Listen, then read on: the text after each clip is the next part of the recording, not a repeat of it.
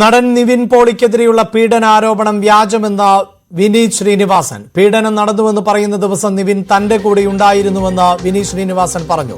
ചിത്രങ്ങൾ തെളിവായുണ്ട്. വർഷങ്ങൾക്ക് ശേഷം എന്ന സിനിമയുടെ സെറ്റിലാണ് 2023 ഡിസംബർ 14 നിവിൻ ഉണ്ടായിരുന്നത്. 15 പുലർച്ചെ 3 മണിവരെ ക്രൗൺ പ്ലാസയിൽ നിവിൻ തന്നോടൊപ്പം ഉണ്ടായിരുന്നുവെന്നും വിനീത് പറഞ്ഞു.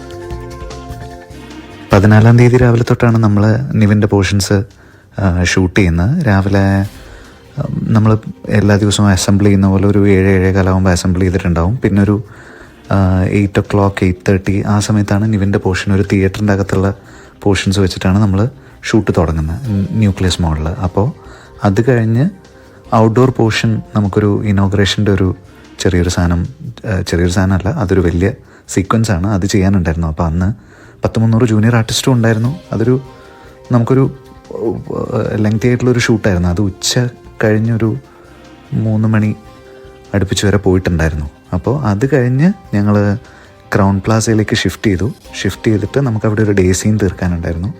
എന്നിട്ട് ക്രൗൺ പ്ലാസയിൽ തന്നെ അവിടെയുള്ളൊരു നൈറ്റ് സീനും തീർത്ത് പിന്നെ നിവിൻ്റെ ഈ എന്താ പറയുക ഫസ്റ്റ് ഇൻട്രോ പോർഷൻസും കാര്യങ്ങളൊക്കെ നമ്മൾ അവിടുത്തെ റൂഫ് ടോപ്പ് റെസ്റ്റോറൻറ്റിലാണ് ഷൂട്ട് ചെയ്യുന്നത്. അപ്പോൾ എനിക്ക് തോന്നുന്നു 15-ാം തീയതി വെളുപ്പിന് ഒരു 2:30 മണി അടുപ്പിച്ച് വരെ ഷൂട്ട് പോയിട്ടുണ്ടാവും.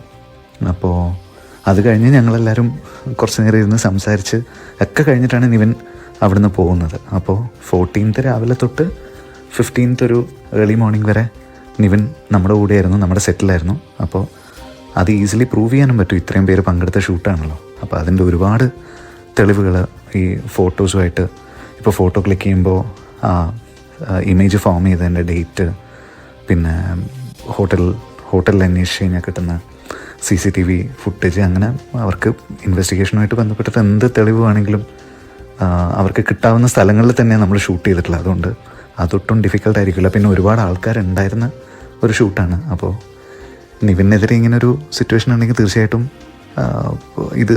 ഇത് ഈസിലി പ്രൂവ് ചെയ്യാൻ പറ്റും. വാർത്തയുടെ വിശദാംശങ്ങളുമായി ആജ്ഞ ചേരുന്നുണ്ട്. ആജ്ഞ, ഇതിപ്പോൾ നിവിൻ പോളി നിരപരാധിയാണ് എന്നാണ് വിനീത് ശ്രീനിവാസൻ പറയുന്നത്. ഒരേ സമയത്ത് സിനിമയിലേക്ക് എത്തിയതാണ്. മലർവാടി പോലെയുള്ള സിനിമകളിൽ സൗഹൃദത്തിന്റെ കഥയാണ് പറയുന്നത്. പക്ഷേ ഇപ്പോൾ വിനീത് ശ്രീനിവാസൻ പറയുന്നത് അങ്ങനെ എന്തെങ്കിലും അടിസ്ഥാനത്തിലല്ല, മറിച്ച് തൻ്റെ സിനിമയിൽ അഭിനയിക്കുകയായിരുന്നു, സിനിമാ സെറ്റിലായിരുന്നു ഈ പരാതി ഉന്നയിക്കപ്പെടുന്ന സമയങ്ങളിൽ എന്നതാണ് ഇപ്പോൾ വിനീതിന്റെ നിരീക്ഷണം. ശരിയാണ് അഭിലാഷ്. കാരണം ഇതുവരെയുള്ള, അതായത് നിവിൻ പോളി ആദ്യം മുതൽ വാർത്താസമ്മേളനം വിളിച്ചപ്പോൾ മുതൽ ഇത് പറയുന്നത് ഈ കേസ് ഫാബ്രിക്കേറ്റഡ് ആണ് എന്ന് പറയുന്നുണ്ട്. 14-ാം തീയതി, അതായത് 2023 ഡിസംബർ 14-15 ഈ പീഡന ആരോപണം, അതായത് പീഡനം നടന്നു എന്ന് യുവതി ആരോപിക്കുന്ന ദിവസങ്ങളാണെന്ന് FIR രേഖപ്പെടുത്തിയിട്ടുണ്ടെന്നാണ് നിവിൻ പോളിയുടെ അഡ്വക്കേറ്റ് നമ്മളോട് പറയുന്നത്. അതുകൊണ്ട് തന്നെ നിവിൻ പോളി ഈ ദിവസങ്ങളിൽ വർഷങ്ങൾക്ക് ശേഷം എന്ന സിനിമയിൽ അഭിനയിക്കാൻ വിനീതിന്റെ ഒപ്പം ക്രൗൺ പ്ലാസയിലും അതുപോലെ കൊച്ചിയിലെ ന്യൂക്ലിയസ് മാളിലും 2 ദിവസങ്ങളായി ഷൂട്ട് ഉണ്ടായിരുന്നു. ഈ 2 ദിവസങ്ങളിൽ 14-ാം തീയതി ദിവസം മുഴുവനും 15-ാം തീയതിയും അദ്ദേഹം അവിടെ ഉണ്ടായിരുന്നു. രാവിലെ 8 മണി മുതൽ ഈ ഷൂട്ടിന്റെ തിരക്കിൽ തന്നെ ആയിരുന്നു. ആദ്യം ന്യൂക്ലിയസ് മാളിലും പിന്നീട് ക്രൗൺ പ്ലാസയിലുമാണ് ഷൂട്ട് നടന്നിട്ടുള്ളത്.